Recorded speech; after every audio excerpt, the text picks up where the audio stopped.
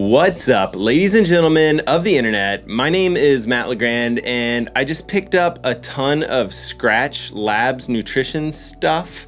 It's not actually for me. My wife is training for a marathon, and she doesn't typically use any nutrition kind of whatsoever. She just runs, and she runs long, and she just kind of, will take in water or whatever afterwards. But what I'd like for her to do is just try some things now so that she has some time to train with some nutrition before her actual marathon in September. And this video isn't sponsored by Scratch Labs or any other particular nutrition company, but it did get me starting to think, I've put together almost 100 triathlon related videos, and nutrition's super important in triathlon, but I've never actually addressed it on this channel. And that drought ends now. Let's jump into a race day nutrition.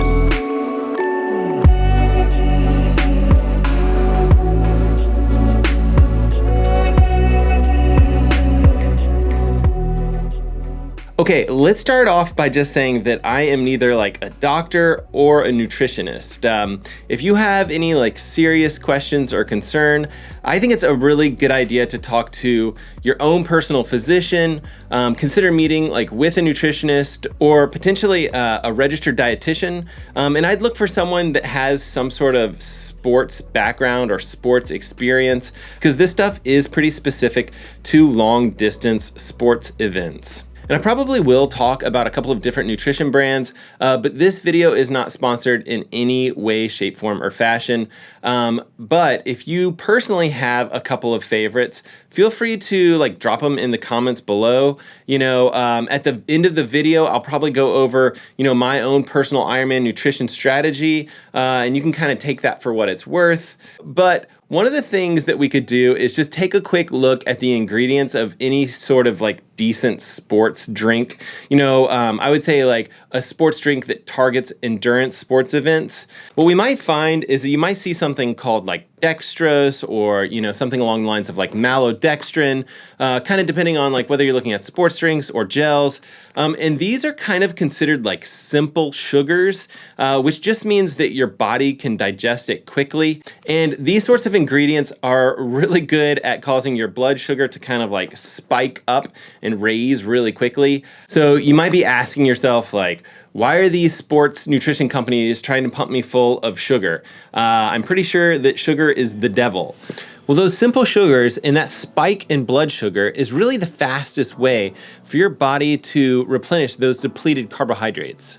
And we're all different, but when it comes to competing in triathlons or some of these longer endurance events, you're probably burning something upwards of 700 calories per hour. In your gut, it might actually only be able to process, something along the lines of 300 calories per hour, and that might be if you're just sitting on the couch relaxing. In these events, that's not what you're doing whatsoever. You're swimming, biking, and, heaven forbid, you're running while trying to consume calories. But wait, first questions first. Do we actually need to replace these calories? And the answer is nope, we don't actually. And this is where things get a little bit interesting. Depending on the distance of the race and your own personal metabolism, you may only need to replace a certain percentage of those lost calories. And for a short, low distance, maybe you're running a 5K, that number might be 0%. And longer distances like an Ironman, where there's a very good chance that you're gonna burn through your normal muscle glycogen stores, you may need to replace as much as 20 or 30% of the calories that you're burning. And we can think of our glycogen stores as kind of our quick and easy to use carbohydrates, but we don't just burn carbohydrates when we exercise. We also burn fat. And you can burn muscle, but that's kind of a little bit more in extreme circumstances. And when we're talking about triathlon races, and this is not really the case when you're doing kind of anaerobic work like short distance sprints and things like that. But when we're talking about triathlons, each of us are burning a certain percentage of carbs and a certain percentage of fat. And what I've noticed is that more and more athletes are kind of looking into training their gut to use kind of a higher percentage of fat and rely a little less on those muscle glycogen stores. And what that allows their body to do is just to go a little bit longer and rely a little bit less on those muscle glycogen stores. And most of us have kind of almost an unlimited amount of fat to work with, some more than others. I definitely have not been working out as much as I used to, so I've got a fair amount to spare if you guys are looking for some fuel. But being able to burn a slightly higher percentage of fat means that we can adjust the total amount of refueling that we'll require to kind of avoid bonking. And bonking is just a term that kind of endurance athletes use to describe that feeling of kind of that dramatic slowdown due to lack of calories. And it's pretty uncomfortable. But most sports nutrition companies are trying to replace that muscle glycogen stores pretty much as fast as possible. And the easiest way to do that is with sugars. But even if our body uses sugars really quickly for fuel, athletes that are exercising hard can still only process, somewhere around 100 calories per hour. Again, and that depends largely on the athlete, and it's another one of those things that is trainable. But when calories do back up in the stomach, like you're taking in more calories than you can actually process, you're pretty much in for a terrible rest of your race day. You might see athletes like throwing up, or maybe worse, like taking multiple trips to the porta potties. But your dreams of kind of like fighting for that podium spot are often dashed just because of this like gut distress.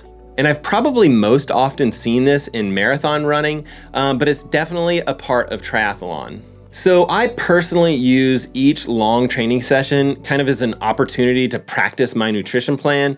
And if I'm racing a half Ironman kind of in preparation for a full Ironman, I'll tend to take on more calories just to kind of mimic my nutrition plan for a full Ironman. And here's pretty much what my race day looks like. I'll take some sort of caffeinated gel about 15 to 20 minutes before race start. And then during the swim, I take in 0 calories. If you guys are taking in calories on the swim, hit me up in the comments. I'm super impressed and I can't wait to hear about it. But I also actually wait about 15 or 20 minutes kind of onto the bike. And this just allows my heart rate to drop a little bit. And basically what I found is that I have a really hard time processing nutrition with my heart rate being a little bit high. And when I'm on the bike, I kind of try and take in a fair amount of nutrition just because it's easiest for me as opposed to running when you're actually jostling around.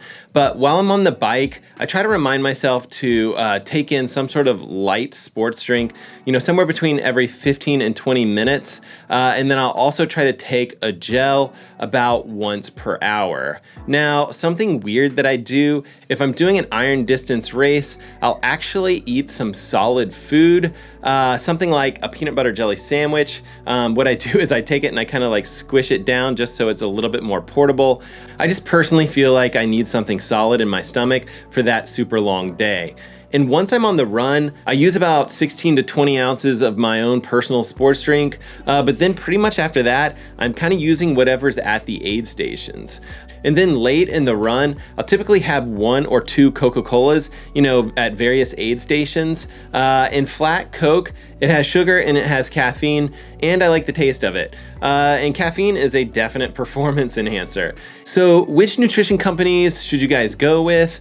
I would recommend that you guys try a variety of different brands on some of your longer training runs just to kind of find out which mix is going to work best for you. In particular, like what's most agreeable with your digestive system.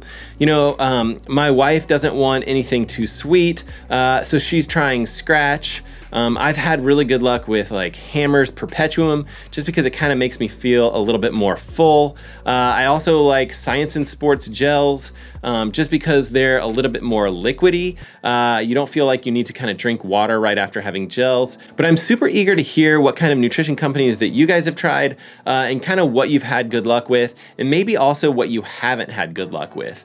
And if you're into this sort of stuff, and that would be swimming, biking, or running, consider subscribing. There's a subscribe button down below here somewhere, and there's also a little notification bell, and that just allows you to be notified of whenever I post new videos, which is typically about once per week. And I'm doing pretty well as far as posting each week, but with that, thank you so much for taking the time to watch this video, and we will see you guys on the next one.